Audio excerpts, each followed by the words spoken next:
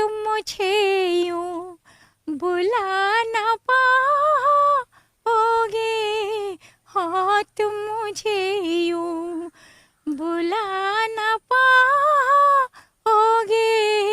हाँ तुम मुझे यूं। ये किसी को झाड़ू, किसी को लाठी, मतलब टिट फॉर टैट, जो जैसा पसंद करते हैं उसे मैं वैसी तरह से बात। तो जैसा जिस है कि हिसाब घर पे तो गैस नहीं है, सिलेंडर खाली है, तो खाना बनाना दूर की बात होता है, और घर पे जो चाहिए वो सब चीज रहते नहीं, तो बिछड़ गए थे, पूरा पूरा बिछड़ गए। तो अभी बिछड़ने के बावजूद कहीं ना कहीं से मिल आते हैं ऊपर वाला ने। कभी जो मेरा शुरुआत हुआ जाना, जैसे कि बॉम्बे जाना, यहाँ पे भी बंगाल में भी बहुत सारी जगह में गाया, लेकिन बाद में तो हम बॉम्बे गए, तो बॉम्बे में जाना बहुत।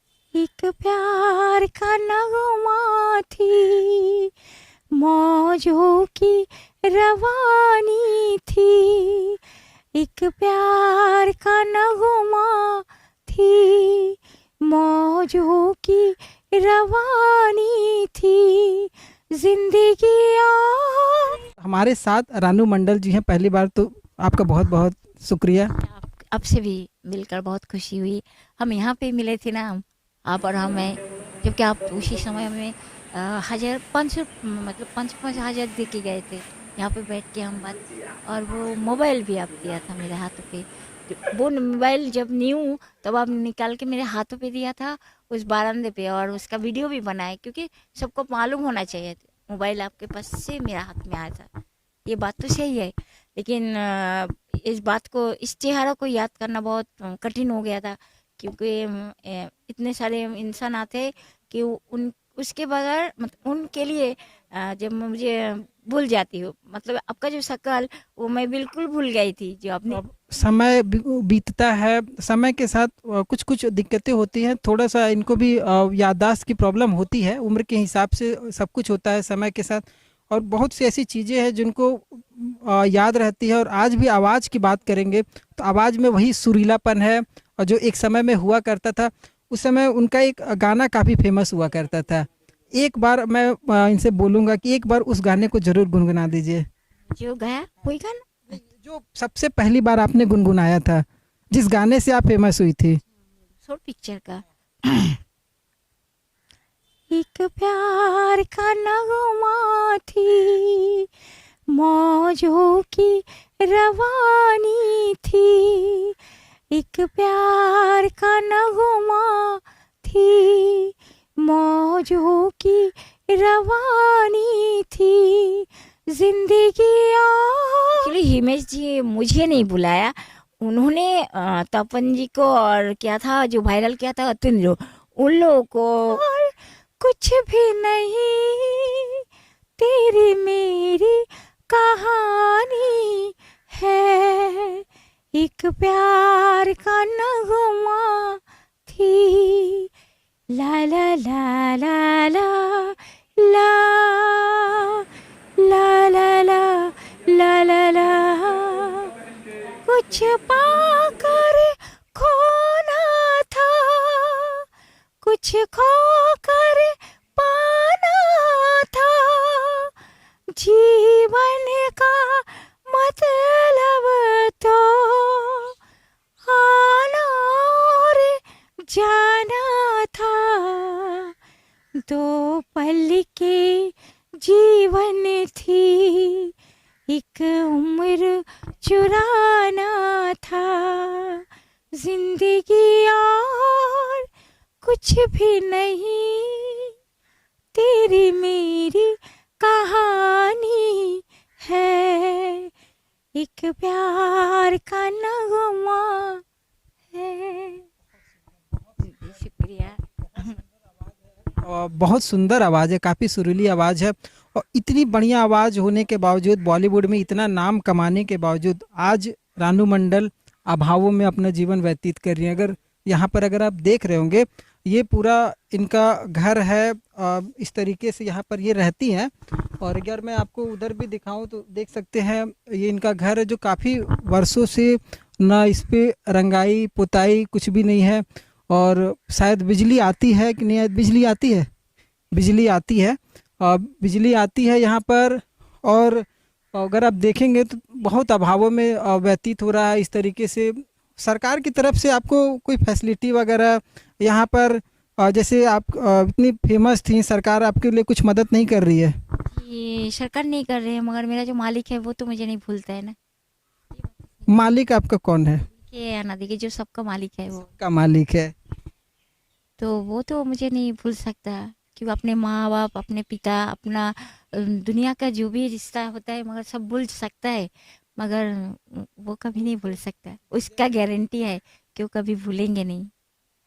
कि कोई इंसान का गारंटी नहीं है, ये तो मालिक का गारंटी है। कोई मन में ऐसा तकलीफ, जैसे आप ऊपर से फिर यहाँ पर वापस आई, कुछ ऐसा तकलीफ जो हमारे साथ आप बात करना चाहें? देखिए, मैंने जब आया यहाँ पे मतलब 2019 में जो मेरा शुरुआत हुआ जाना, जैसे कि बॉम्बे जाना, यहाँ पे भी बंगाल में भी बहुत सारी जगह में गया। लेकिन बाद में तो हम बॉम्बे गए, तो बॉम्बे में जाना बहुत मुझे इच्छा थी। तो बॉलीवुड में आप गई, आपको वहाँ सबसे अच्छा कौन लगा बॉलीवुड में? अगर मैं हीरो हीरोइन या गायकार की बात करूँगा तो आपके दिल में कौन ऐसा शख्स है जो हमेशा याद रहता है अभी भी?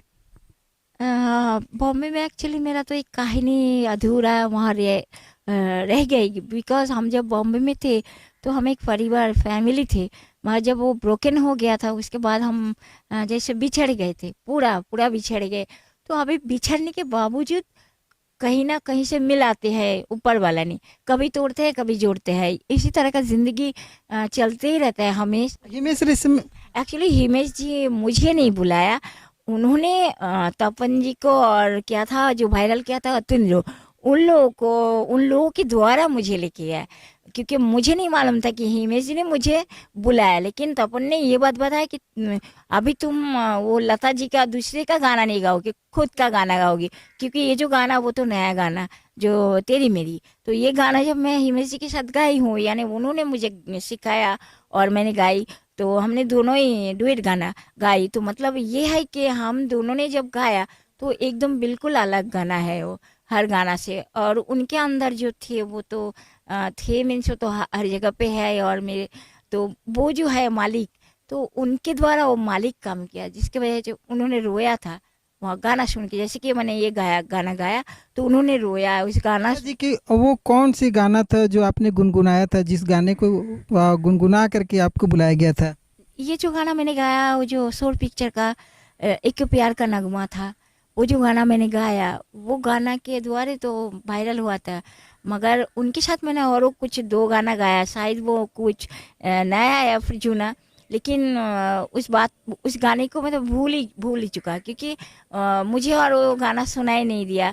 और मेरे पास मोबाइल नहीं है कि जिसके द्वारा मैंने उसको रिवाइज करूँगी या फिर अभी अभी बॉलीवुड से कोई कांटेक्ट या कोई कंसल्ट या कभी कोई मिलने आता है? बहुत सारे लोग आते हैं मगर लेके भी जाना चाहते हैं, मगर मैं जा नहीं पाती। क्योंकि इस तरह से होता है कि अगर उन्होंने बताएंगे कि हाँ मुझे जहाँ जाना चाहिए, मुझे इस महीने में जाना चाहती हूँ, तो वो भी रानू मंडल के परिवार में और कौन कौन लोग हैं अभी?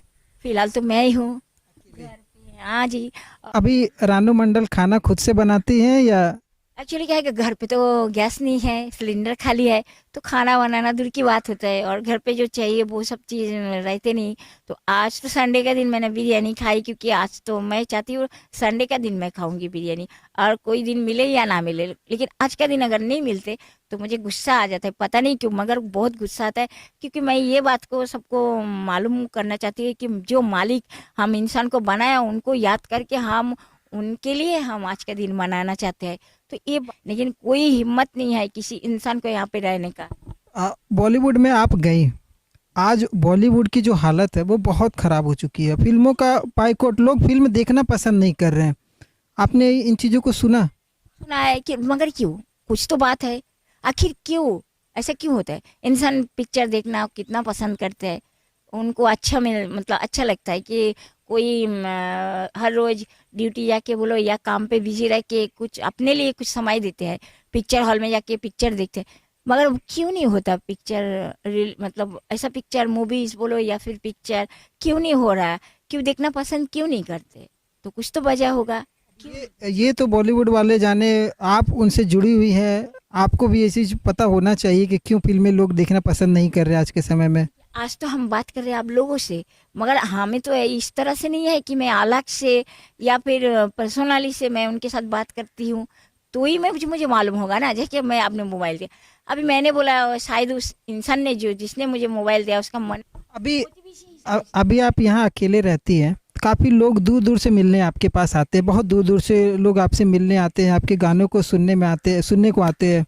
कैसा महसूस होता है आपको अंदर से? जी अच्छा लगता है, बहुत अच्छा। लेकिन क्या है, कभी कभी ऐसा होता है, कभी नहीं, बहुत सारे लोग, मुझे लगता है यहाँ का भी कोई कोई इंसान आते हैं जब मुझे बहुत ही, मतलब वो लोग ना, जो लोग देख नहीं पाता अचानक दिखते हैं ना, तो वो लोग ना अपने हद के बाहर चले जाते हैं। मतलब उनका जो औकत ना, वो औकत छोड़ के वो बात करना चाहते हैं, और इसी तरह से बात करते हैं जो मुझे पसंद नहीं है। इसीलिए किसी को झाड़ू, किसी को लाठी, मतलब टिट फॉर टैट, जो जैसा पसंद करते हैं उसे मैं वैसी तरह से बात। वो जैसा जिस हिसाब से होता है उसको वैसा सजा दे करके मारती हैं। मैंने बोलती हूँ नहीं, मार तो उधर होता है, लेकिन मैं इधर से सिर्फ डंडा दिखाती हूँ।